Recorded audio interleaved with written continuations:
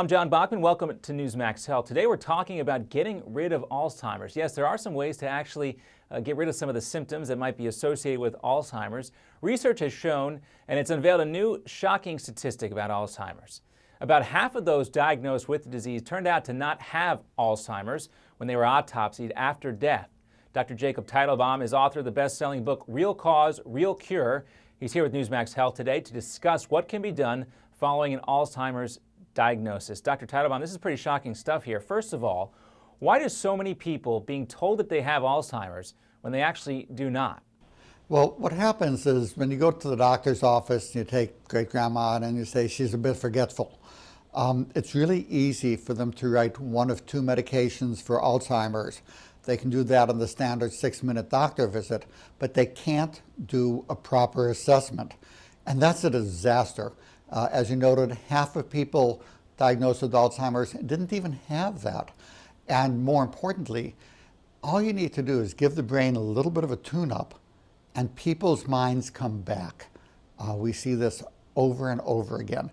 So we'll go through today some of the basic things to look at if you have confusion or a family member, so people can get their minds back.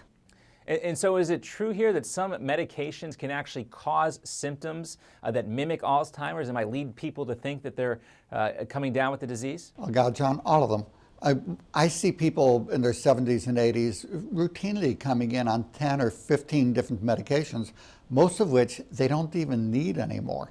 It's really easy to add a medication. It takes 30 seconds, you write a prescription, but to stop a medication actually takes time for the doctor to evaluate. I'll tell you, if I put you, either of us, on the 10 or 15 medications that many of these elderly come in on, we would be arrested for DWI. It's insane. So you need to find a doctor who will take the time, go through each of the medications, see if you really still need them, and start to wean them off. So often when you do this, there's no Alzheimer's. The person's mind is fine. But of course, Alzheimer's is a very real thing. So let's assume somebody is correctly diagnosed and they do have Alzheimer's. What steps can they take to stave off things like dementia and make sure that they preserve some of their mental functioning? Well, here are the simple things. You want to remember, first off, that even if you have Alzheimer's, you know there's some days that you can function fine and other days you don't even recognize your kids. And that's not because the Alzheimer goes away or comes back day to day. It's because a small percent change in mental functioning has a dramatic outcome in how your mind is working. So you want to give your mind a tune-up. And the key areas to look at, one, there's an herbal called curcumin. That's what makes Indian food yellow. It has been shown to be dramatically helpful in decreasing Alzheimer plaques. And if you look in India, they have 1/3 the frequency of Alzheimer's as we have in the United States in areas where they eat a lot of curcumin, the Indian food. So I'll take something called Curamed. It's a highly absorbed curcumin that is just 1 pill a day. If I was looking to prevent Alzheimer's, if I was looking to treat somebody who had it, I would do 1 or 2 of those a day. I'm going to optimize sleep. Things like sleep apnea have been shown to aggravate Alzheimer's.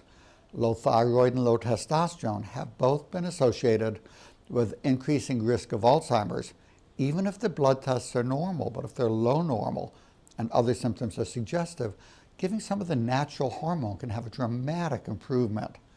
You want to knock out infections. In the elderly, it's not uncommon to see bladder infections that have no symptoms except for feeling confused.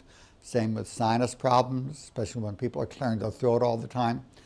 Nutritional support, a good multivitamin. I like vitamin powders, like the Energy Revitalization System, can markedly enhance function with most of the 50 different nutrients that are in it. Getting sunshine is very important, increasing vitamin D, exercise. These things will all improve mental functioning.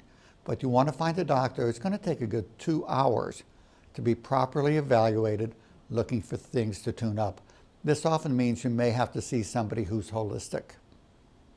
And what about things like keeping your mind sharp, taking on new challenges, word puzzles, perhaps learning a new language to keep your mind sharp? Will that also help stave off some of the symptoms that are often associated with Alzheimer's? Absolutely. The mind has a use it or lose it approach to functioning. If you don't use something, it atrophies, and the brain is no exception to that. Now, I wouldn't focus on getting a new language. That skill is best when you're 2 years old. But do problem solving, puzzles, things that you enjoy. Read books that engage you. Use your mind. That exercises it, leaves it functioning better. All right, again, Dr. Jacob Teitelbaum, it's just another reminder that sometimes we have to challenge the conventions of modern medicine. Thanks for being with us today. Pleasure talking. Don, a pleasure.